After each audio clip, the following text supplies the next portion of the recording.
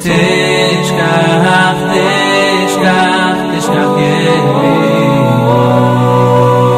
אם אשכח את ירושלים. תשכח, תשכח, תשכח ימיני, אם אשכח את ירושלים.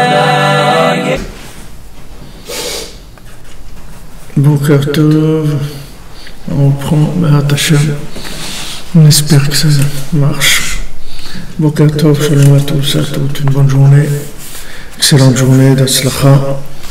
Aujourd'hui, la Sphira de Rabbeinu, Netzach Shevi Netzach, et c'est aussi la Iloula de la fille de Avraham ben Nachman. Avraham ben Nachman, il a écrit Koch Veor et Biur Alikutin, Chochma Utuvuna, et encore beaucoup d'autres livres qu'on n'a pas eu la chance d'avoir parce qu'ils ont disparu. Et c'était le fils et l'élève de Rav Nachman Tuchiner, qui était l'élève de Rabbi Nathan. Donc c'est la troisième génération après Rabbeinu. Il y a eu Rabbeinu et Rabbi Nathan, Rav Nachman Tuchiner, Avraham ben Nachman. Et sa fille, elle est décédée donc en Eretz Israël.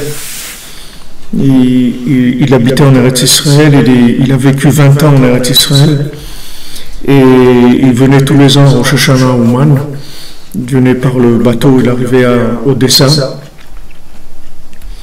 Et la dernière année, c'est tombé quand la guerre de 14-18 a éclaté. Donc il est resté à Ouman, il n'a pas pu rentrer. Et il est décédé à Ouman. Il est resté 2 ou 3 ans à Ouman comme ça pendant la guerre, et ensuite il est décédé. Et malheureusement, ses enfants, les 3 enfants qu'il a eus sont décédés en Israël de faim, de maladie. Cette jeune fille-là, Sarah donc Bat Avraham, elle est décédée, elle était fiancée, donc elle avait 16-17 ans, et elle est décédée je pense, là-bas du choléra, je crois. Il vivait dans des conditions de pauvreté terribles. Alors elle, c'est son Yortzat aujourd'hui de Sphira de Netzach Shevi Netzach. Aussi Netzach Shevi Netzach, c'est le jour où Rav Shmuel Horowitz il est sorti de prison quand il était à Ouman sous le communisme, puisque c'est l'un des seuls Breslevers, si ce n'est pas le seul, qui est arrivé à Ouman quand il y avait le rideau de fer, c'est-à-dire qu'il était tout fermé. Il est arrivé à passer au risque de sa vie, il a risqué sa vie quelques dizaines de fois pour arriver à Ouman, où il est resté 3 ans aussi. Et quand il a voulu repartir, ça a été extrêmement difficile, et il a été pris pour un espion. Il était en prison il est resté en prison à Moscou, et il a été libéré de prison. Justement, il est sorti de prison, Netzach Shevi Netzach. Comme aujourd'hui, Netzach Shevi Netzach, entendez, on me dit que le son n'est pas bon. Est-ce que pour tout le monde, pour moi ça a l'air bon, le son, je sais pas.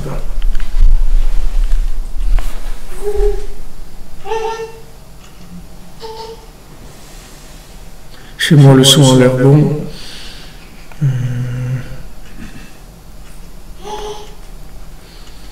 Le son, je sais pas, chez moi ça a l'air bon.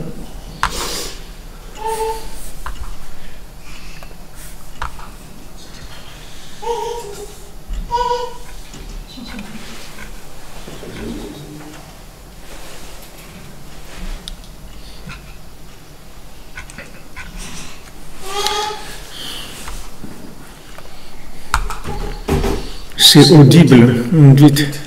Non, mais ça doit être bien, normalement, il n'y a pas de raison que ça ne marche pas bien. À part, il a l'air bien, le son. Il y a beaucoup d'écho. Peut-être c'est trop fort. Peut-être le son est trop fort. Peut-être si on est un peu moins fort, ça sera mieux. Beaucoup d'écho.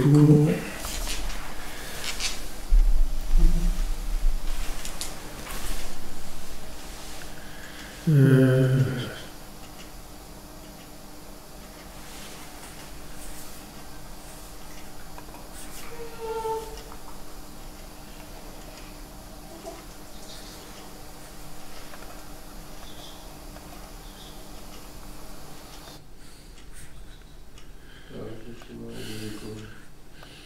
hein?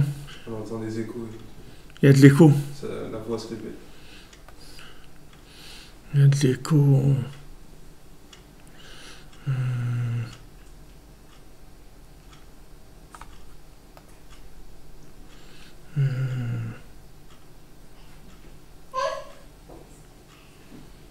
Là, ça, je sais pas, chez moi, ça a l'air d'aller.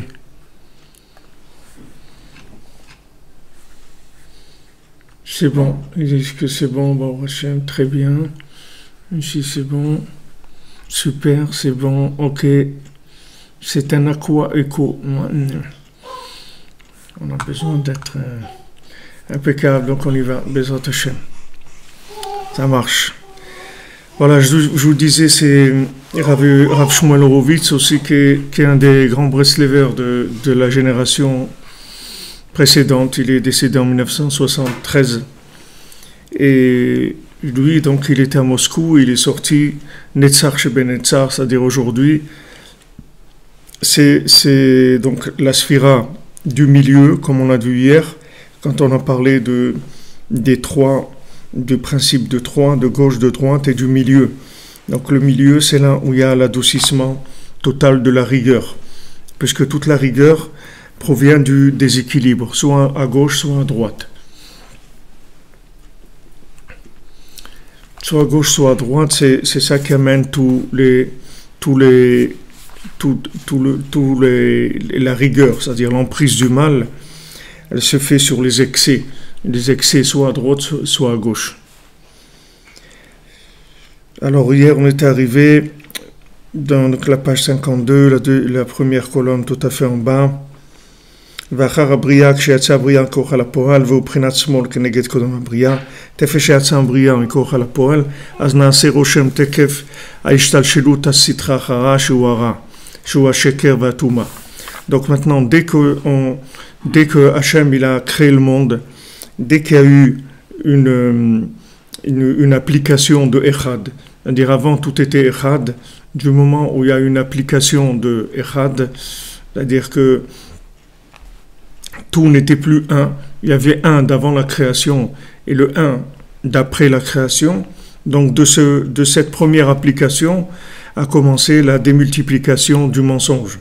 C'est là où il y a eu la possibilité d'interpréter, puisqu'il y avait le un qui correspondait, c'est-à-dire Hachem Echad avant la création et Hachem Echad après la création.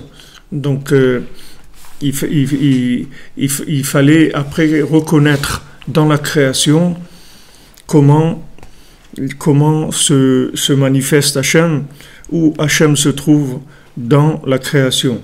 Donc la diminution de la lune aussi, ça a été quelque chose qui a fait tomber énormément la vérité, puisque la lune, quand elle éclairait comme le soleil, il y avait une évidence de la vérité. Mais c'était une évidence qui ne laissait pas le libre arbitre, donc il y a eu une obligation de diminuer la lune. C'est-à-dire, concrètement, ça veut dire que dès que vous rentrez dans l'action, dès que vous commencez à construire un projet, de ce que vous voulez, c'est-à-dire vous avez un idéal, dès que vous commencez à le construire, les problèmes commencent. C'est-à-dire que si vous ne construisez pas, alors il n'y a pas de problème. Comme on dit, ceux qui font rien, ils n'ont pas de problème. Mais dès que vous commencez à construire, ça commence les problèmes. Parce que dès que vous rentrez dans l'application de l'idéal, alors il y a le mensonge qui commence à rentrer en jeu. Alors rares sont ceux qui ont tenu leur idéal, bien qu'ils ont construit leur idéal et qui sont arrivés à le tenir jusqu'au bout. C'est-à-dire la plupart des gens, quand ils commencent à mettre en application leur idéal, alors il y a beaucoup de problèmes d'emprise, d'intérêt, de mensonges, etc. Donc ça s'est fait nous on le vit individuellement, chacune à notre niveau, mais au niveau général, dans la création, ça s'est ressenti dès qu'il y a eu la création du monde. Alors il y a eu l'emprise du mensonge, qui est en fait une emprise du mensonge, c'est-à-dire qui vient de la démultiplication du fait qu'il y a un dédoublement, c'est-à-dire qu'il y a Hachem qui se présente sous la forme de l'infini, donc avant la création, et là il n'y a pas de libre arbitre, c'est le monde des anges, c'est le monde des âmes dans lequel il n'y a aucun libre arbitre, et quand c'est une application, là il y a le libre arbitre, et donc il faut une connexion permanente à Echad, sinon on tombe dans l'emprise de la matière qui peut arriver jusqu'à la déconnexion Chas Shalom totale, c'est-à-dire de vivre complètement dans le souci, de vivre complètement dans le problème, de vivre complètement dans la matière déconnectée, et là c'est vraiment très dur, très très dur à vivre.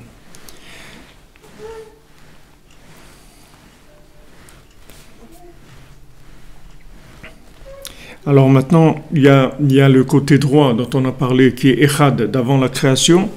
Il y a le côté gauche, qui est la pré-création, mais complètement dans l'apparence, c'est-à-dire que apparemment ce monde-là, quand on le prend de façon naturelle, alors il a l'air de fonctionner en indépendant, c'est-à-dire il a l'air de fonctionner avec des règles naturelles. Et il y a une troisième dimension qui est la connexion de ce monde-là à l'autre. Donc ça, c'est le côté du milieu, c'est le côté de Yaakov, et donc c'est Netzach, chez Benetzach, c'est-à-dire c'est la sphira du milieu, puisqu'on se trouve dans le 25e jour, qui a derrière lui 24 jours, et qui a devant lui encore 24 jours pour arriver à la sphira de 50, c'est-à-dire au jour de Shavuot. Alors Rabbi Nathan dit Vezot aprina ou prinat shlishit. Donc ce principe-là du milieu, c'est le troisième, prinat kav machria. C'est le milieu, c'est-à-dire c'est là où il va y avoir le côté qui va donner la bonne décision. C'est-à-dire la décision, ça va être toujours quelque chose qui est au milieu. C'est là où on va trancher.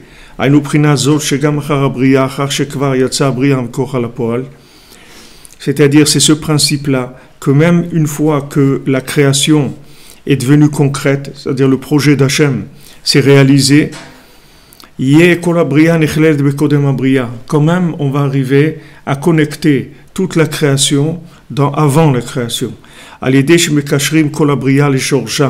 Par le fait qu'on arrive à rattacher toute la création à sa racine, c'est-à-dire que tout ne soit que un. Al-Yedé Emet, par la vérité, Zot Haprina ou Prinat Kav Machia, Shemekasher Mechaber Yamin Smol.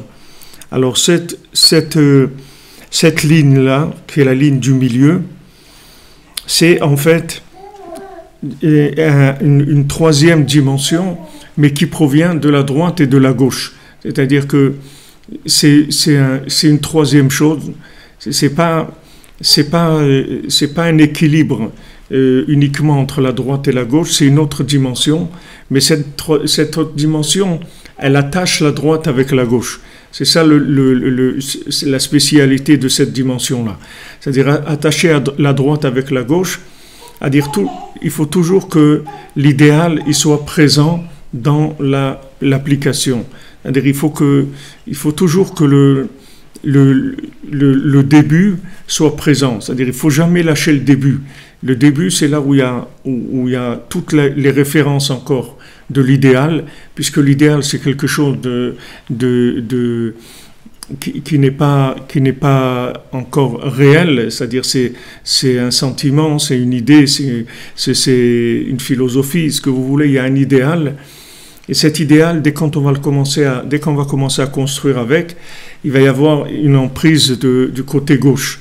Donc on doit retourner toujours à Echad de manière à le réalimenter, comme on a vu hier. C'est-à-dire on est obligé de retourner au Shabbat, c'est-à-dire de retourner à l'annulation du côté gauche. C'est-à-dire on est obligé de faire des pauses dans le côté gauche pour retourner s'alimenter à la base. Et si on ne fait pas ça, alors on se fait emporter par le côté gauche. Parce que le côté gauche, dans ce monde, il a énormément de pouvoir. Et il y a pas on peut pas lutter contre le côté gauche de face. Pour lutter contre le côté gauche, en fait, il faut se sauver. On peut pas lutter contre. On peut pas lutter contre. Il faut se sauver. C'est-à-dire, se sauver, quoi? Ça veut dire, on fait des pauses. Baruch Hashem, Akadosh Baruch Hu nous a donné la possibilité d'avoir un libre arbitre. Et ce libre arbitre, principalement, il s'exprime par le fait qu'on peut faire une pause. On n'est pas obligé de rester dans la situation, de la vivre de façon intense et sans interruption. On peut s'arrêter. Et en fait, c'est la seule manière qui va faire qu'on va retourner vers Echad. Donc c'est le principe du Shabbat, c'est-à-dire on arrête tout, ça s'arrête à un moment précis, ça coupe net. C'est-à-dire, il y a l'entrée de Shabbat, à l'allumage des Nérot, des bougies de Shabbat, on coupe net, c'est-à-dire on arrête tout et on rentre dans de la connexion totale. C'est-à-dire on va rentrer dans le côté droit complètement. Dans le côté droit complètement, qu'est-ce qui va se passer? C'est-à-dire qu'on va régénérer, réalimenter, ressourcer l'idéal. Donc notre vie, comme on l'a expliqué hier, le judaïsme, il est basé sur ça.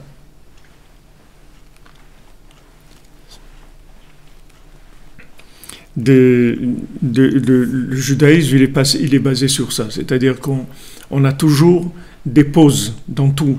Tout est marqué avec des arrêts. Et ces arrêts, en fait, ce sont des arrêts de ressourcement. Et si on saute ces arrêts, alors on peut plus se ressourcer. Et le côté gauche, il prend le dessus.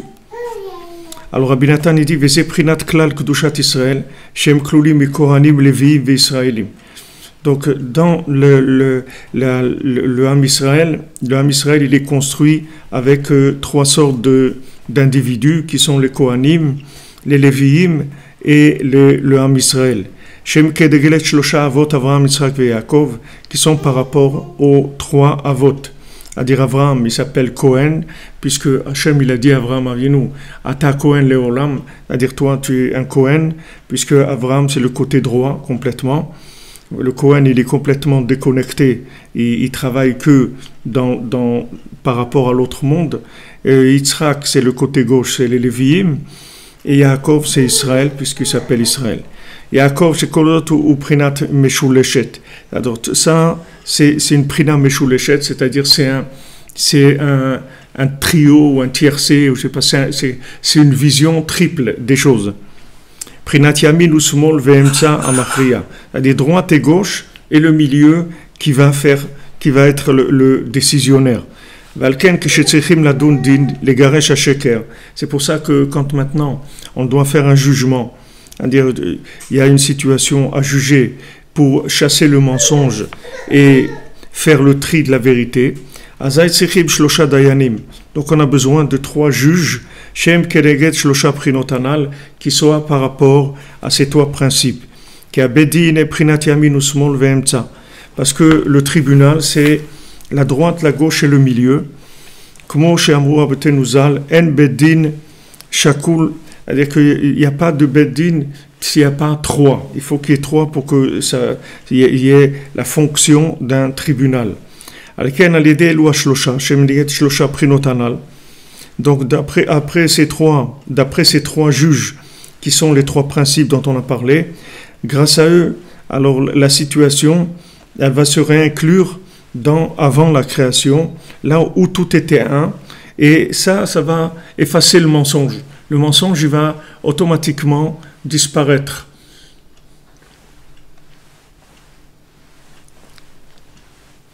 Le côté mensonger, il va disparaître par le fait que on va connecter à Echad. Donc vous voyez, la technique, c'est que quand on retourne vers Echad, en fait, on se débarrasse de l'emprise du mensonge qu'il y a eu quand on a commencé à à vivre les choses, à les construire dans n'importe quel domaine. C'est-à-dire il y avait un idéal où tout était parfait, mais la seule chose qui manquait, c'est que cet idéal, on n'a pas réalisé. Donc du moment maintenant où on commence à réaliser cet idéal, à le vivre, il va y avoir des problèmes de réalisation. Dans ces problèmes de réalisation, il va y avoir le côté gauche qui va s'exagérer, c'est-à-dire qu'il va commencer à dévier la chose vers le mensonge. Donc on a besoin en fait de faire un reset comme ça, c'est-à-dire un redémarrage, c'est-à-dire on redémarre tout. Alors on retourne vers Echad, et ça annule le mensonge. Vous voyez, c'est pas difficile. C'est-à-dire il n'y a pas besoin de lutter contre le mensonge. Il ne faut pas croire qu'il y a besoin de lutter contre le mensonge de face à face. C'est-à-dire on n'a pas besoin d'aller lutter contre le mensonge. Le mensonge, il va disparaître tout seul. Il n'y a pas, parce que le mensonge, en fait, il s'accroche à tout ce qui a été de l'idéal déformé. C'est ça la vitalité du mensonge. La vitalité du mensonge, c'est que quand on commence à construire, comme dans la construction, on parle d'interprétation, puisque les choses ne sont plus évidentes. C'est-à-dire par exemple, dans un foyer, quand le mari va travailler, etc., alors des fois l'épouse elle se plaint, elle dit ouais mais tu es toujours au travail et tout, tu n'es pas à la maison. Tout. Alors il dit mais moi pourquoi je suis au travail? C'est pour vous, pour les enfants, pour qu'il y ait tout ce qu'il faut à la maison. C'est pour que vous manquiez de rien, c'est pour ça que je suis au travail. Mais en fait, dans ces choses-là, il y a, comme on dit, il y a à boire et à manger. C'est-à-dire que quand la personne elle rentre dans le monde du travail, c'est vrai qu'elle travaille pour subvenir aux besoins de sa famille, etc. Mais là-dedans, il y a une déviation. C'est-à-dire que la personne, elle peut rentrer dans la chose et se perdre dans le côté gauche. Et quand on va lui dire, mais attends, mais tu es dans le côté gauche, là, tu es parti complètement à gauche, il dit non, mais non, regarde, moi, pourquoi je fais ça? Alors lui, il amène l'argument de l'idéal qu'il y avait au départ. C'est-à-dire, il dit, mais non, moi, pourquoi je fais ça? Je fais ça parce que pour nourrir ma famille, c'est pour ça que je travaille. C'est vrai, ça c'était le point de départ, mais maintenant tu es où par rapport à ça? Est-ce que maintenant tu es dans ce point de départ ou maintenant tu as trouvé dans ton travail des choses qui te déconnectent de Echad, qui te déconnectent de un? C'est vrai que maintenant il faut amener à la maison, il faut amener la parnassa, il faut qu'il y ait de quoi vivre, payer le loyer, etc. Tout ce qu'il y a à manger, s'habiller, tout ce qu'il faut. Ok, mais tout ça, il ne faut pas oublier pourquoi on a fait tout ça. Tout ça, on l'a fait parce qu'on a une famille, parce qu'on est ensemble. Mais si maintenant, le noyau familial, il vit plus, parce qu'il y a trop d'exagération dans le travail. Donc on a trahi l'idéal. C'était pas pour ça qu'on avait commencé. Nous, on a commencé pour être ensemble, pour fonder un foyer ensemble, pour communiquer ensemble, pour vivre ensemble, etc. Maintenant, si le travail il nous a amené à nous séparer, c'est-à-dire à ne plus avoir le temps de vivre, alors qu'est-ce qu'on a fait avec ça? Comme Rabbi Nachman, quand il voulait pas donner une bénédiction à quelqu'un pour la parnassa, et qu'il y avait Rav Chaikel qui était là-bas, et qui a dit, est-ce que vous me permettez, Rabbi, que moi je lui fasse une bénédiction? Alors Rabbi Nachman lui dit, il est d'accord si tu fais lui une bénédiction. Alors il lui a fait une bénédiction, comme c'était quelqu'un de sa famille, alors il lui a fait une bénédiction. Et donc l'autre, il a commencé à s'enrichir tout de suite et c'est devenu un grand homme d'affaires. Alors une fois, il passait devant la maison de Rabbeinu, il a tapé à la fenêtre, il a appelé. Alors il est venu, il lui a dit, il avait honte parce qu'avant il avait l'habitude de venir chez Rabbeinu tout le temps pour prendre un petit peu d'énergie, un peu de connexion. Et là il avait plus le temps parce que c'était un businessman. Alors Rabbi Nachman lui a dit, tu as regardé le ciel aujourd'hui? Alors il avait honte et il ne pouvait pas regarder le ciel puisqu'il regardait par terre. Il regarde là où il y a de l'argent, il ne peut pas regarder le ciel, il n'avait pas le temps. Alors il y avait ce Rav Chaikel qui lui avait fait la bénédiction. Alors Rabbeinu lui a dit, tu as vu Rav Chaikel, qu'est-ce que tu lui as fait avec ta bénédiction? Il n'a même plus le temps de regarder le ciel. C'est vrai que quelqu'un il peut réussir matériellement, mais si maintenant il a réussi matériellement, comme il a dit Steve Jobs, il a dit voilà matériellement j'ai réussi, mais je vous dis que je me suis trompé, c'est tout, parce que j'ai pas vécu. C'est vrai j'ai fait plein d'argent, mais j'ai pas vécu. C'est-à-dire j'ai pas vécu, j'ai pas profité de ma famille, j'ai pas profité de mes amis, j'ai pas vécu. Donc il faut faire attention, c'est-à-dire que le développement il porte en lui quelque chose qui peut complètement retourner tous les éléments. Alors maintenant, si on veut lutter contre ça directement, on ne peut pas lutter. C'est pas ça la méthode. La technique, c'est juste de se retirer, c'est tout. C'est pas difficile. Il faut prendre le temps de vivre, c'est tout comme on dit. Il faut prendre le temps de vivre, c'est tout. Et ça, c'est quelque chose qui est plus important que tout. C'est plus important que gagner sa vie, c'est plus important que tout. C'est plus important que toute réussite. Parce que toute réussite qui va entraîner la déconnexion par rapport à Echad, c'est-à-dire qui va faire éloigner de l'idéal, ça s'appelle pas une réussite, ça s'appelle un échec. La réussite et l'échec, c'est quelque chose qui peut se ressembler et qui peut être la même chose dans l'apparence. On ne peut pas voir dans l'apparence ce qu'est une réussite ou ce qu'est un échec. La seule chose qu'on voit, c'est est-ce que la personne, quand elle a réussi, elle est restée dans son idéal, ou bien quand elle a réussi, elle s'est éloignée de son idéal. C'est la seule chose qu'on peut voir. Alors maintenant, Rabbeinu, ce qu'il nous donne comme méthode, c'est pas difficile. C'est on se retire de la chose. On se retire, on marque des arrêts. Et ces arrêts-là, ils ressourcent l'idéal. Et c'est comme ça que le mensonge y tombe. Donc plus il va y avoir de gens qui vont... Plus il va y avoir de gens qui vont aller vers un certain idéal. Par exemple, plus il va y avoir des gens qui vont venir vivre en Eretz Israël, et plus le mensonge il va tomber. Il n'y a pas besoin de guerre, il n'y a pas besoin d'expliquer, il n'y a rien à expliquer. Il faut juste vivre les choses de façon plus intense, c'est tout. Il faut vivre les choses avec plus d'idéal. Comment on vit les choses avec plus d'idéal? C'est-à-dire qu'on se ressource, à chaque fois on se ressource. Comme on avait vu le principe du mikvé, de l'eau, c'est-à-dire que quand on va dans l'eau, en fait, on retourne à la source du monde qui était de l'eau avant la création. Et on retourne aussi dans l'eau qu'il y avait dans le ventre de la maman, lorsque le bébé il est dans le ventre de la maman, il est dans un monde aquatique, et après il passe dans le monde qui est aérien, dans ce monde-là. Et avant, tout le monde a vécu dans l'eau. Donc, quand on va dans l'eau, on retourne vers Echad, c'est-à-dire on régénère le côté Echad, c'est-à-dire le côté idéal. Donc, c'est comme ça qu'on se débarrasse du mensonge. Et ce qu'il dit ici, c'est que on se bat pas avec le mensonge. Vous voyez, en fait, quand il y a des juges, il y a 3 juges qui vont juger une situation, c'est pas qu'ils vont juger, qu'ils vont essayer de voir qui est-ce qui dit la vérité, qui est-ce qui ment. C'est pas par rapport à ce que les gens ils vont dire, c'est par rapport à eux, le fait qu'ils sont 3, alors ils vont se connecter à une vérité qui est parfaite, puisque maintenant ils ont le côté droit, le côté gauche et le côté du milieu, ils sont 3. Donc avec ces 3-là, ils ont toutes les visions possibles des choses. Et avec ça, le mensonge il va tomber et ils vont voir la vérité. C'est pas qu'ils ont une méthode, une technique psychologique, comment détecter le détecteur de vérité. C'est que le fait que eux, ils représentent ce principe-là de 3, le principe des 3 votes de Abraham, Yitzhak et Yaakov, ce principe-là lui-même, il enlève le mensonge et la vérité ressort.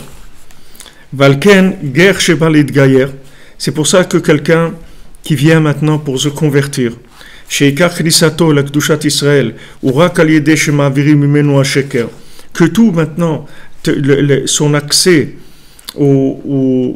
dans la sainteté du Ham Israël, c'est par le fait que on va le faire se débarrasser du mensonge qui est en lui, Sheoa Orla, qui est le prépuce, Vekoleli Moto Beprinat Kodem Abria.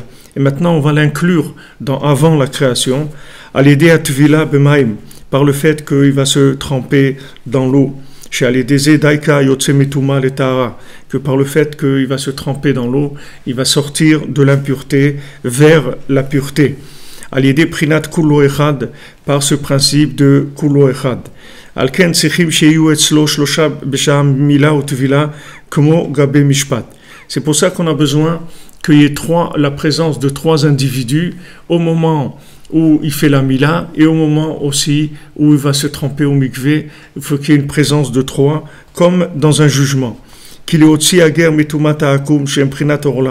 Maintenant, parce que pour sortir le converti de l'impureté, de l'idolâtrie, qui est le principe du prépuce, Prinat Sheker, c'est-à-dire le mensonge, les Aloto le Gdushat Israël, pour le faire monter vers la sainteté du Ham Israël, Shem Prinat Emet, qui sont la vérité, ou Prinat Mishpat Mamash, c'est-à-dire c'est un jugement Mamash, c'est-à-dire le jugement. Le principe du jugement, c'est ça, c'est-à-dire que on débarrasse du mensonge. C'est-à-dire, c'est ça le fait que maintenant on se convertit, on fait tchouva, on revient vers la vérité. C'est un jugement. C'est-à-dire, un jugement, ça veut dire que on va enlever le mensonge. On va dire voilà ce qui est vrai, voilà ce qui est faux. Chez où les garesh à sheker, voilà, c'est renvoyer le mensonge.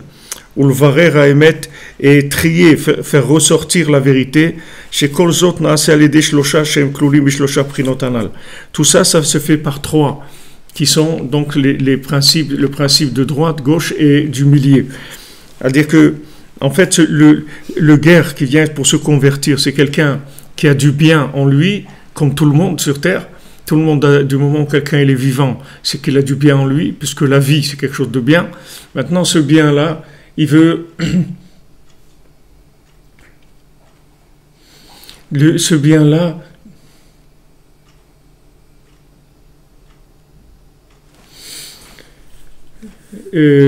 ce bien-là qui se trouve chez chacun et chacun peut le développer, c'est-à-dire qu'il n'y a aucune limite, c'est-à-dire tout le monde peut arriver au niveau les plus élevés de connexion avec un, c'est-à-dire il n'y a personne qui naît avec des handicaps par rapport à ça. Hachem, il donne la possibilité à tout le monde de réussir dans la connexion avec Hachem. De n'importe où quelqu'un vient, il n'y a pas de point de départ pénalisant. Il n'y a aucun point de départ pénalisant. Que quelqu'un est né juif ou quelqu'un est né non juif, il a exactement le même travail à faire, il n'y a aucune différence. Il doit aller vers Echad, de n'importe quel endroit où il se trouve, puisque Melok Olaretz Kevodo, Hachem, il remplit le monde, et Echad se trouve partout, parce qu'il n'y a pas un endroit au monde qui n'est pas connecté, ça n'existe pas. C'est que vous vous trouviez dans un pays du nord, du sud, où vous êtes, au pôle nord, en Irlande, n'importe où vous êtes, partout il y a Hachem. N'importe quel endroit, n'importe quelle situation, il y a toujours Hachem, donc il y a toujours une possibilité de se connecter. Maintenant, il y a des gens qui cherchent le émet, qui cherchent à se connecter, et il y a des gens qui restent dans le côté de la consommation de ce monde, dans le côté gauche. Alors maintenant, quelqu'un qui vient se convertir, ça veut dire qu'il a cherché, et il a connecté la vérité qui est en lui à Echad. Et cette vérité qui est en lui, qui s'est connectée à Echad, elle a éliminé le mensonge, et petit à petit s'est rapproché jusqu'à vouloir passer à l'étape de se convertir. Une fois maintenant qu'il va faire la conversion, donc là il va se débarrasser complètement du prépuce, c'est-à-dire de ce qui l'empêchait d'avoir une connexion qui est beaucoup plus claire, beaucoup plus idéale, beaucoup plus motivante, tout ce qu'on veut. Une fois qu'on a enlevé le prépuce, alors là, on peut avancer. Mais ce prépuce-là, il ne faut pas croire que c'est un prépuce uniquement physique. Le prépuce physique, bien sûr, il est indispensable, puisque dans la matière, on est obligé de faire ce qu'il y a à faire, mais c'est surtout dans la tête, c'est-à-dire le prépuce du cœur, le prépuce de la tête, c'est-à-dire tout ce qui fait développer la matière de façon exagérée, jusqu'à ce qu'elle en vienne à cacher le émet, à cacher l'idéal. Donc, c'est un conseil ici général. Chaque fois qu'il y a un problème, qu'il y a un problème de shalom, qu'il y a un problème de fonctionnement, il faut toujours retourner vers Echad.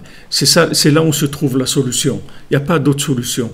La solution, c'est de retourner vers un, c'est-à-dire de prendre le temps d'aller vers un et de se retirer de la course et d'aller vers un. Et à ce moment-là, le mensonge y tombe et on sent un renouvellement, on repart sur une nouvelle base. Ça y est, on a renouvelé, on a ressourcé l'idéal et on repart. Donc ces trois dayanim, c'est eux qui vont permettre de s'inclure dans un.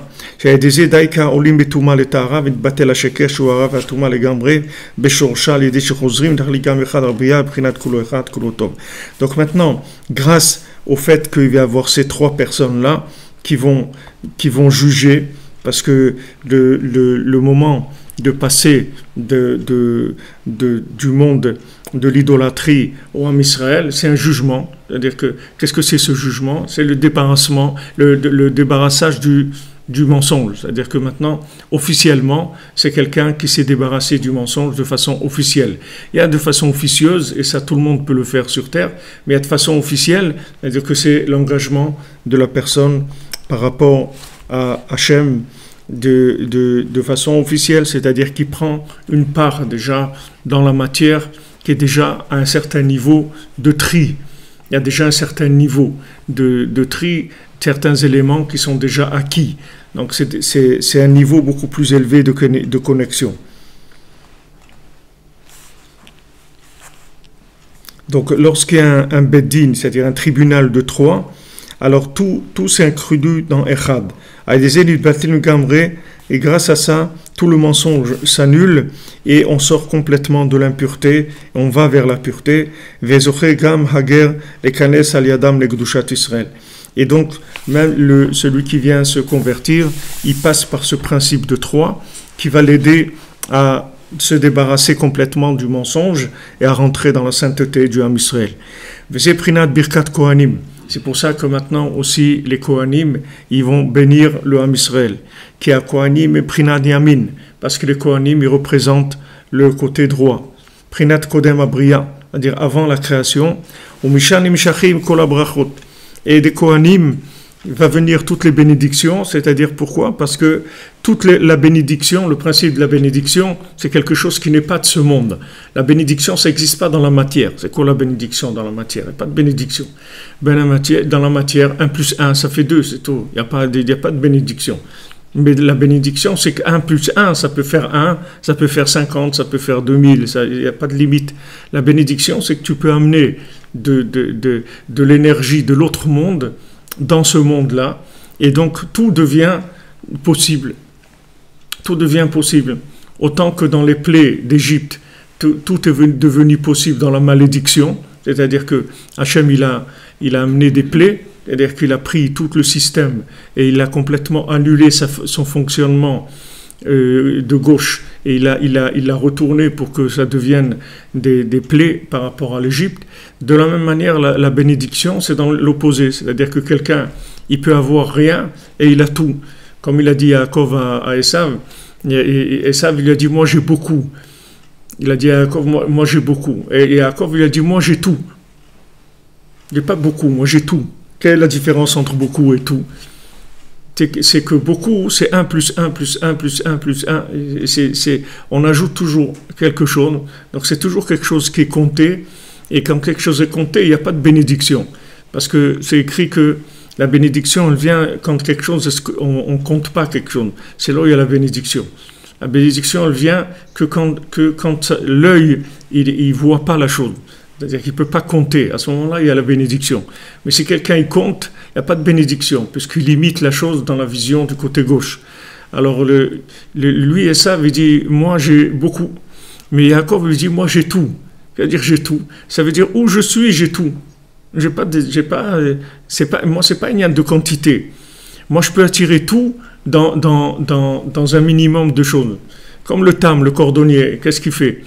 Il n'y a pas besoin d'aller au supermarché acheter une bouteille de Chivas qui coûte $500. Il n'a pas besoin. Il prend un verre d'eau, et quand il prend un verre d'eau, il connecte le verre d'eau. Avec quoi il veut maintenant? Il veut boire quoi? Du Chivas. Ok, mais ça y est, son eau, ça devient du Chivas. Il a connecté. Maintenant, il veut manger. Alors, il veut manger quoi? Une bonne entrecôte et tout. Ok. Alors, il prend un bout de pain, et il connecte ce bout de pain à l'entrecôte, son pain, ça devient une entrecôte.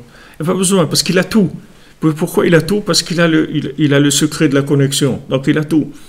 Puisque tout, il peut tout connecter n'importe quoi. Il faut qu'il y ait un minimum, c'est tout, la base juste. La base c'est quoi? C'est de l'eau et du pain, ça c'est la base, de la nourriture. Maintenant, si quelqu'un il a ça, il connecte ça, alors il a tout. Comme ça, c'était la manne. La manne c'était quoi? C'était une matière qui était la même pour tout le monde. Et chacun décidait ce qu'il voulait manger. Quelqu'un voulait du poisson, alors c'était du poisson. Quelqu'un voulait de la viande, tout était tout est malléable. Ça, c'est la bénédiction. La bénédiction, elle vient de l'autre monde. Donc, le Kohen, lui, quand il bénit, c'est-à-dire que, en fait, il amène l'autre monde dans celui-là. C'est ça la bénédiction. Alors, Fouachlema pour Yitzhak Kohen ben Rachel. Le Kohen, il connecte. C'est ça son travail. C'est-à-dire, Hachem, il a dit au Kohanim de bénir le Ham Israël. Mais le Kohen, il fait l'intermédiaire. Mais la bénédiction, elle vient d'Hachem. C'est de Echad que vient la bénédiction. C'est pas que le Kohen lui-même, il est la bénédiction. Le Kohen, lui, il est l'intermédiaire. Il est celui qui tire le Echad dans ce monde-là. Il fait descendre le Echad dans ce monde-là. C'est comme ça qu'il amène la bénédiction. Voilà ce qu'il dit Rabbi Nathan. Parce que toute l'emprise de la malédiction, c'est que après la création. C'est là où il y a la malédiction. Malédiction, ça veut dire que maintenant, la chose, elle est déconnectée, donc elle commence à pourrir. Elle commence à pourrir. Comme vous prenez un fruit ou un légume, il a une certaine durée de vie. Sa durée de vie, c'est-à-dire c'est le temps où il reste connecté. Alors il reste connecté, alors il est vivant. Et après, la connexion, elle baisse et il commence à pourrir petit à petit jusqu'à qu'il disparaisse complètement. Parce qu'il n'est plus connecté. Maintenant, il a une batterie qui dure un certain temps. Une fois que cette batterie s'est terminée, alors c'est fini, la chose, elle meurt. Ça, c'est la malédiction qui est venue après la création. Mais normalement, il ne devait pas y avoir de mort dans le monde. Tout ça, tout ce qui pourrit, tout ça, ça ne devait pas être comme ça. C'est-à-dire, normalement, tout devait rester. Il n'y avait pas des choses qui devaient pourrir. L'homme, il devait rester vivant tout le temps, etc. Mais le fait maintenant que dans Arishon, il a fauté, ça a amené l'emprise de la malédiction. L'emprise de la malédiction dans la matière. Donc ça fait le ralentissement de toute la création. Dans notre travail, c'est de recevoir la bénédiction, c'est-à-dire de reconnecter ces éléments-là.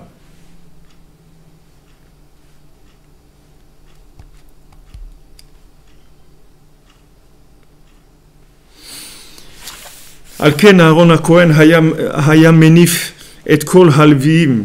C'est pour ça que Aaron HaKohen, qu'est-ce qu'il faisait? Il faisait le balancement de tous les Lévi'im.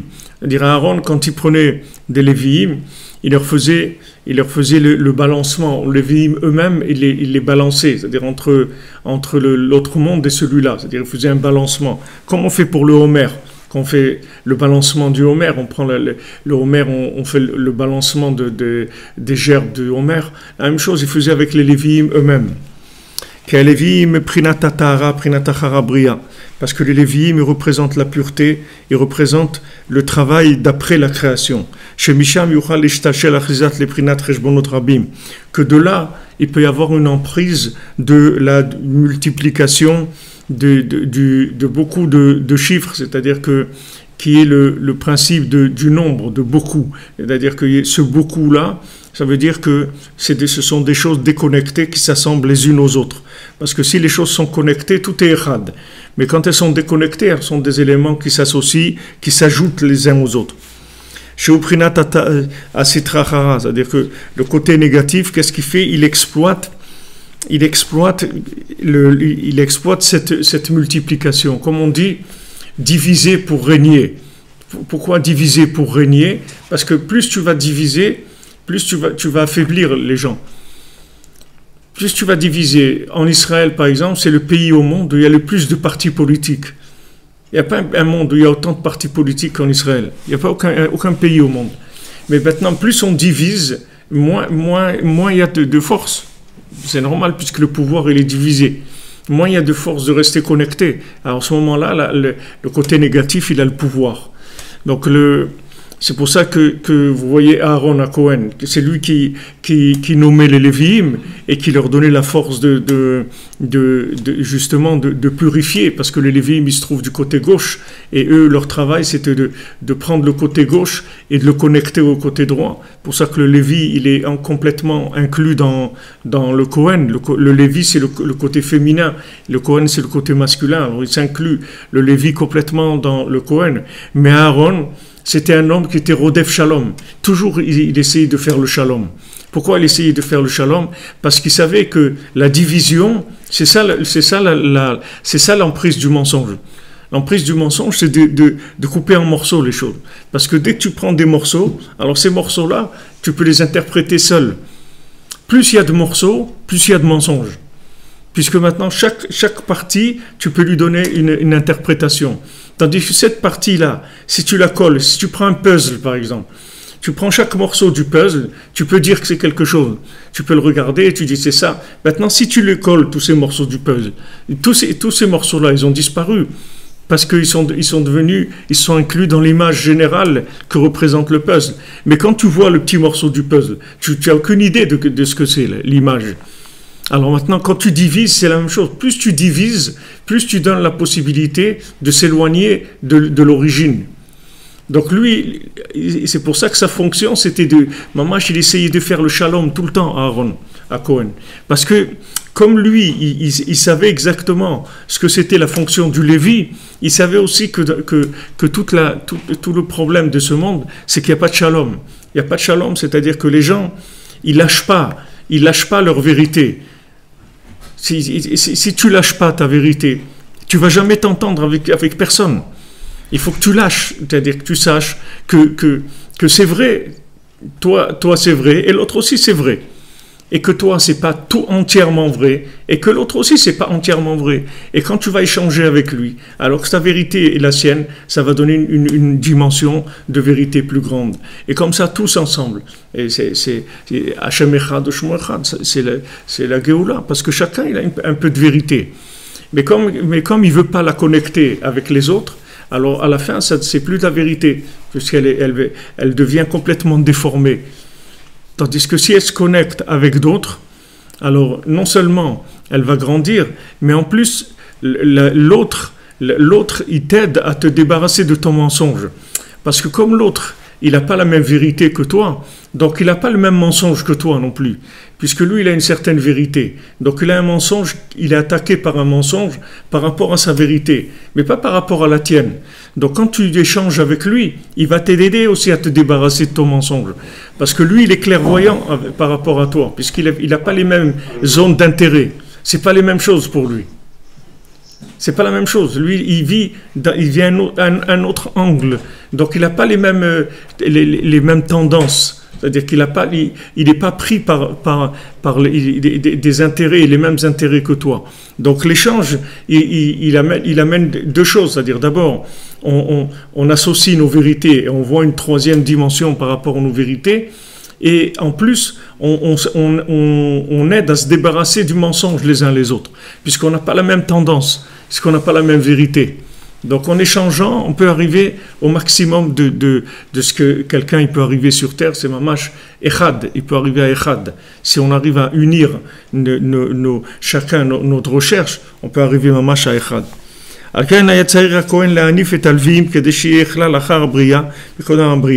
Donc qu'est-ce qu'il faisait le Kohen? Il faisait un balancement des Lévi'im comme ça. Je ne sais pas comment ça se faisait pratiquement, comment il les mettait sur quelque chose avec une corde ou autre. En tout cas, il les balançait pour dire voilà, vous êtes à gauche, mais vous êtes connecté avec la droite, avec en haut. Il les balançait pour que ça soit de la gauche connecté tout le temps. Mais prinat kulo echad, que tout soit un, que déchid batel achizata sitracha, shachizata machmat arichuk meechad, que d'enlever l'emprise du côté gauche, que toute son emprise, c'est justement l'éloignement de un. Et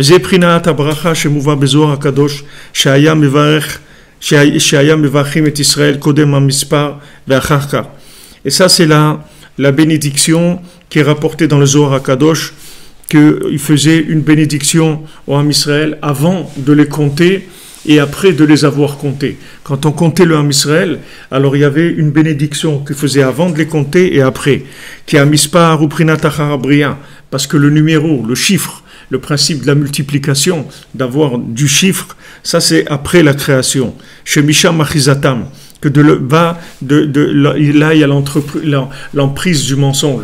Pour ça que comme je vous ai dit, quand Rabbeinu il est venu dans le monde, c'est là et que Rabbeinu il n'a pas été reconnu par toutes les autorités rabbiniques et par le Ham Israël en tant que Rav de la génération, que Tzadik de la génération, ça a entraîné qu'il y a eu une multiplication du mensonge de façon mamache délirante. C'est là où ça a commencé l'ère industrielle et le travail à la chaîne, etc. Que le travail à la chaîne, c'est ça. C'est-à-dire c'est l'accélération, la productivité, la production en masse, etc. Ça c'est le mensonge qui s'est multiplié énormément. Il y a une accélération du mensonge. Parce que quand il y a une possibilité de se connecter à la vérité et on n'y va pas, c'est-à-dire on ne fait pas cette connexion, alors ça entraîne la démultiplication du mensonge encore plus que ce qu'il y avait avant. Donc le fait qu'ils n'ont pas reconnu Rabbeinu, ça a entraîné tout le système de la République, c'est-à-dire du fils de la servante qui prend le pouvoir, et le principe aussi de l'ère industrielle où a commencé le travail à la chaîne, etc. Que tout c'est la productivité, c'est-à-dire faire du chiffre, comme on dit. Il faut faire du chiffre.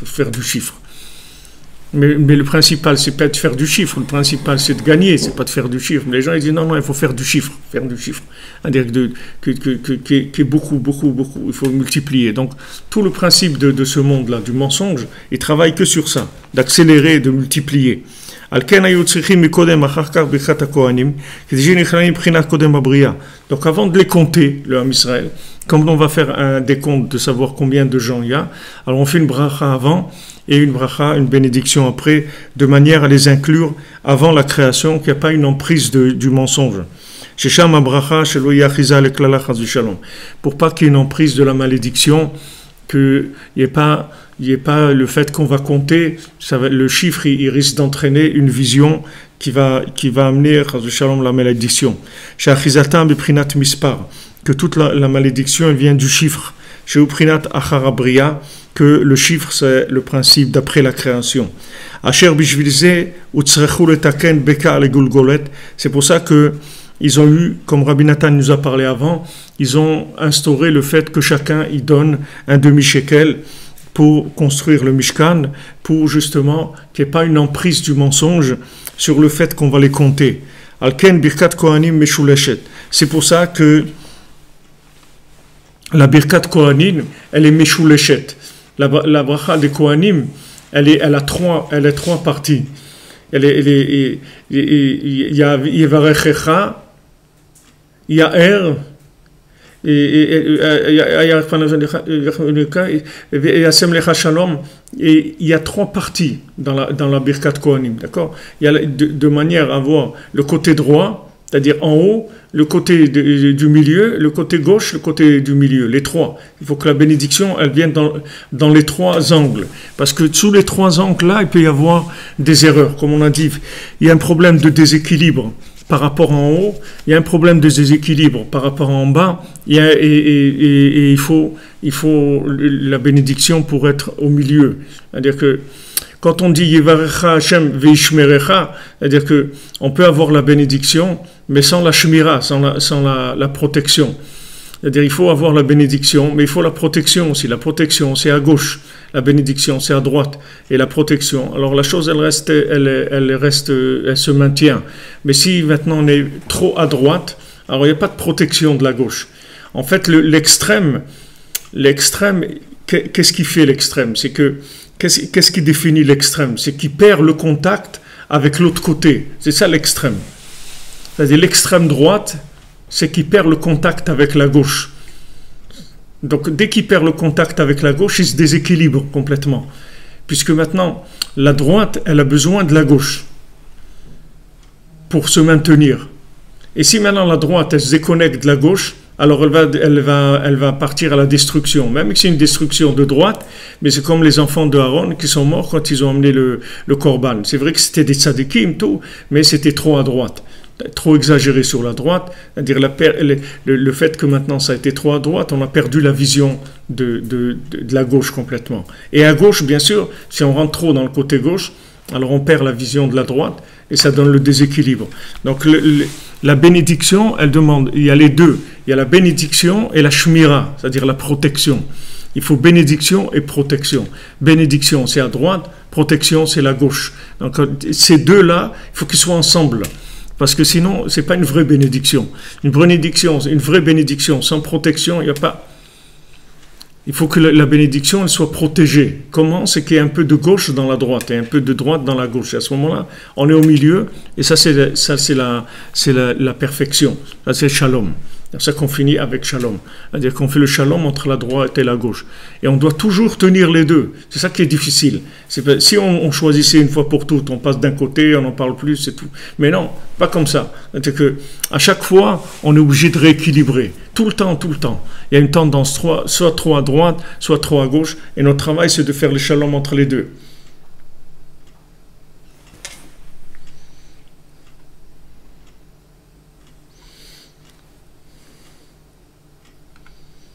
Oui, exactement. C'est-à-dire le principe de la famille, c'est ça. C'est pour ça que la cellule familiale, elle est attaquée. Elle est attaquée dans les temps modernes. C'est pour ça qu'on attaque la cellule familiale. Les gens, ils ont beaucoup de difficultés. D'abord à se marier, et après, quand ils se marient, à rester ensemble. Parce que la cellule familiale, elle est énormément attaquée. Pourquoi elle est énormément attaquée? Parce que s'il y a un père, une mère et un enfant, ça y est, il y a les trois. Il y a la perfection. Parce que les deux, ils ont donné un. Donc, voilà, donc on voit qu'ils n'étaient pas deux, qu'ils étaient un en fait. Voilà le un qu'ils étaient. Toi, tu crois qu'ils étaient deux, ils ne sont pas deux, ils sont un. Seulement un, le père il est à droite, la mère elle est à gauche, et voilà l'enfant il est au milieu. Il est les deux, il est la troisième dimension des deux. Il représente les deux en un. Donc la cellule familiale, c'est extrêmement important, c'est-à-dire que c'est fondamental dans ce monde-là. C'est fondamental. C'est la première chose qu'Hachem il a dit, pérour-vous, multipliez-vous, et des enfants, des familles. Et aujourd'hui, vous voyez toutes sortes de folies. Toutes ces folies, elles sont nées du mensonge, c'est tout. Le mensonge, il a fait que les gens, ils ont perdu de vue les bases de la vie. Parce qu'ils sont rentrés dans le côté gauche tellement exagéré qu'ils ont perdu tout goût de construction d'une famille, etc. Parce que si maintenant tu rentres complètement dans le côté gauche, c'est-à-dire dans la consommation à outrance, en fait, qu'est-ce que tu as besoin d'une famille? Si maintenant ton but c'est rien que de consommer, c'est que du plaisir et de la consommation, tu n'as pas besoin de faire une famille. Au contraire, une famille ça va te gêner, parce que si tu cherches qu'à consommer, il vaut mieux que tu restes tout seul. Parce que tout seul, tu peux voyager quand tu veux, tu peux aller où tu veux, faire ce que tu veux, tu peux avoir tous les plaisirs que tu veux, tu n'as pas besoin de prendre des paquets sur toi, tu peux être dans la consommation, donc tu n'as pas besoin de la famille. Et le côté droit aussi, c'est-à-dire si quelqu'un il rentre trop dans le côté droit, aussi il n'a pas besoin de la famille, parce que la famille, ça va, comme ils disent certains même dans la Torah, ils ont cette erreur-là. Ils disent non, il ne faut pas se marier trop tôt, il faut bien étudier d'abord, prendre le temps d'étudier. À l'âge de 30 ans, comme ça, tu te maries, c'est bien. Mais ça, c'est négé de la halakha. Une fois, il y avait une des fiançailles où il y avait Rav Levi Yitzhak, alav shalom, il était invité dans les fiançailles. Et donc, il y a quelqu'un qui a fait là-bas un petit discours, une petite allocution. Il a dit, on voit que Baruch Hashem, le Khatan, il a attendu l'âge de 30 ans pour se marier parce qu'il voulait étudier comme il faut et tout. Et c'est tout à son honneur, etc. Et il a fait toutes les louanges sur ça. Alors, il y avait Rav Levi Yitzhak là-bas, il s'est levé. Il a dit, je dois dire quelque chose qui est le Shulchan Aruch. Ce que vous avez dit ici, c'est contre le Shulchan Aruch. Le Shulchan Aruch, il dit qu'il faut se marier à 18 ans. Donc ce que vous avez dit là, c'est négé da'at de la Torah. On ne se marie pas à 30 ans, on se marie à 18 ans. Et tu veux étudier, il n'y a pas de problème, tu étudies. Qu'est-ce qui t'empêche d'étudier? Tu peux étudier. Mais ce truc-là d'attendre pour pouvoir étudier, c'est complètement, c'est des trucs complètement débiles. C'est-à-dire, ça pas c'est l'exagération du côté droit. Maintenant, la personne, quand elle a exagéré du côté droit, après, va la mettre dans l'équilibre, tu vas voir. Quand il se marie à l'âge de 30 ans, tu vas voir la difficulté qu'il va avoir à fonder un foyer. Parce qu'il est dans un autre monde. Il est rentré dans un monde virtuel dans lequel le retour est pratiquement impossible. C'est-à-dire qu'il ne peut plus supporter du tout quelqu'un qui a passé 30 ans de sa vie à étudier et tout, tu ne vas pas lui dire de changer la couche d'un bébé. C'est des trucs, ça ne va pas lui rentrer dans la tête. C'est très difficile pour lui. Tout ce qui va être matériel et trucs, très très difficile. Parce qu'il est dans des mondes de planante totale. C'est difficile pour lui de rentrer dans les choses matérielles. C'est des fuites en fait. Il y a des fuites à gauche, il y a des fuites à droite. Le seul individu responsable, c'est celui qui est au milieu. Lui, c'est un vrai responsable. Les autres, ils se déresponsabilisent en allant dans les extrêmes. Donc même à droite, il y a le même problème. Le côté droit, il représente aussi le même danger. C'est pour ça que la Birkat Kohanim, elle est Meshoulechet. Il y a trois parties dans Birkat Kohanim. Pour donner toujours, il faut qu'il y ait les trois. On a besoin des trois. C'est-à-dire qu'on a besoin qu'il y ait les deux côtés, mais que les deux côtés ils soient unis dans Echad, au milieu. C'est-à-dire que le milieu, Yaakov, Israël, il représente le Echad. Et ce monde, il a la tendance à nous tirer à gauche. Et quand on revient, qu'on fait tchouva ou qu'on se convertit et tout, alors on a tendance à aller à droite. Beaucoup à droite. Très à droite. Parce que on fuit le mensonge. C'est-à-dire on se rend compte le mensonge qu'il y avait et tout, alors on veut fuir, c'est un réflexe, on a envie d'aller très haut, d'aller très vite, etc. Et là, il faut prendre le côté gauche. C'est-à-dire, il faut calmer les choses. Il faut adoucir, calmer, rentrer dans la construction. C'est pour ça que le foyer, il est énormément attaqué aujourd'hui. Il n'y a pas un foyer dans le monde qui n'est pas attaqué. Parce que toute forme de foyer, c'est déjà la révélation d'Hachem. Un père, une mère, un enfant, c'est la révélation d'Hachem. C'est Echad. C'est très puissant, c'est très fort. Et c'est pour ça que c'est attaqué. Parce que la Sitracha, elle sait que si elle divise, elle règne. Si elle ne laisse pas les gens se marier, c'est le règne de la Sitracha. C'est-à-dire elle peut diriger le monde. Puisque la personne, elle n'a pas une vision. Elle n'a pas une vision claire des choses. Du moment qu'il n'a qu'un côté, c'est très facile de le tromper. Parce qu'il voit qu'un côté, c'est tout. Donc c'est très facile de l'embrouiller. Tandis que quand c'est une famille, tu ne peux pas l'embrouiller. Parce que quand quelqu'un va vouloir faire quelque chose, ils vont parler ensemble, etc. Et ils vont voir si c'est quelque chose de bien, quelque chose de pas bien. Des fois, il y a un projet, on croit que c'est bien. Et en fait, quand on en parle, on se rend compte que c'est pas bien. Parce qu'on est deux, donc on a des visions différentes des choses. Et quand on parle ensemble, alors on arrive à faire sortir une vérité qui est echad. Et quand quelqu'un il est seul, il n'a pas d'époux, une femme elle n'a pas de mari, un mari il n'a pas de femme, alors qu'est-ce qu'il a? Il a une façon de voir les choses. Et c'est sûr qu'il va se tromper. Il n'y a pas il y a même pas de question sur ça. C'est sûr, il peut pas être. C'est impossible que quelqu'un seul il se trompe pas. Impossible. L'otov Adam liot levado. Hacham il a dit un homme seul il est l'otov. Parce que c'est sûr qu'il va se tromper. Tu peux pas, si tu n'as pas l'autre côté, c'est sûr que tu te trompes. Voilà, Abraham, il était complètement à droite, il a eu Ishmaël. Yitzhak, il était complètement à gauche, il a eu Esav. Il n'y a que Yaakov au milieu qui a eu tous ses enfants, c'était tzadikim. Sinon, c'est obligé de se tromper. Tu peux pas, c'est impossible. Parce que quand quelqu'un il est d'un côté, il ne peut pas être de l'autre côté. Et Hachem, il veut que ça soit comme ça. Donc, il nous a créé moitié pour qu'on soit ensemble. Pour qu'on cherche l'autre moitié. Et l'autre moitié, c'est une étape dans la recherche de Echad. C'est une des façons de chercher Echad. Si on était complet, personne ne chercherait Echad. Tous les gens, ils profiteraient de la vie et c'est tout. Si l'individu il était ambivalent, qu'il était masculin et féminin en même temps, il ne chercherait rien du tout. Il ne chercherait rien du tout. Pourquoi il va chercher? Pas besoin. Une femme aussi, un homme ou une femme, c'est pareil. Chacun, c'est une moitié des choses. Chacun, c'est une moitié. La femme, c'est comme le Lévi. L'homme, c'est comme le Cohen. Cohen et Lévi, il faut qu'ils soient ensemble. Il faut qu'ils travaillent ensemble. Sinon il n'y a pas de vision de la vérité complète. tu peux pas, tu vois sous un angle, tu peux pas être autre chose que ce que tu es. Tu es ce que tu es. Donc quand tu vois avec un angle. Tu vois avec un angle. Maintenant, quand tu es à l'autre côté, alors tu vois Echad, ensemble, on voit Echad, on échange. On échange. Et si maintenant quelqu'un, il est pas marié, il n'est pas arrivé à se marier, alors il y a la prière. La prière, c'est ça qui va remplacer le côté qui nous manque.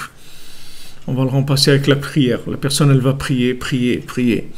Avec ça, elle a déjà, quand elle prie, elle a déjà le côté qui lui manque, qui va entrer en action dans sa vie. Et si elle arrive, elle va trouver, mamash, avec la prière, son conjoint. Et s'il n'a pas trouvé son conjoint, mais avec la prière, elle l'a déjà trouvé. Le fait qu'elle prie sur la chose, ça veut dire qu'elle reçoit déjà la connexion avec la chose, même si elle n'a pas arrivé encore matériellement. Elle a déjà la connexion, et après, ça va se faire, Bezat Hashem, aussi matériellement. Chez Be'atzlacha, Bezat Hashem, que cette journée-là, de Netzach chez Benetzach, que Rabbi nous l'a dit, j'ai gagné déjà. Je vais gagner, et j'ai gagné déjà, et je vais gagner. C'est-à-dire qu'en haut et en bas, et Béhémet Rabbeinu, il a amené quelque chose dans le monde d'extrêmement puissant, très grand. Et il faut s'appuyer sur lui. Il faut s'appuyer dessus avec toute la émouna qu'on peut avoir. Au Hachem, regardez, les gens, ils viennent à Ouman, des groupes, des gens sans arrêt, ils cherchent Rabbi Nachman, où tu es, Efoata, où tu es Rabbi Nachman, et ils s'appuient, les gens, ils s'appuient sur le Rebbe. S'appuyer sur le Rebbe, que Akash Bokhu, il a eu pitié du monde, il a envoyé un tzaddik comme ça. Il faut s'appuyer, il ne faut pas avoir peur de s'appuyer complètement sur lui, parce que c'est là où il y a les outils de la délivrance, Bezat Hashem. Be'atzlacha, que des bonnes nouvelles, une bonne santé pour tout le monde.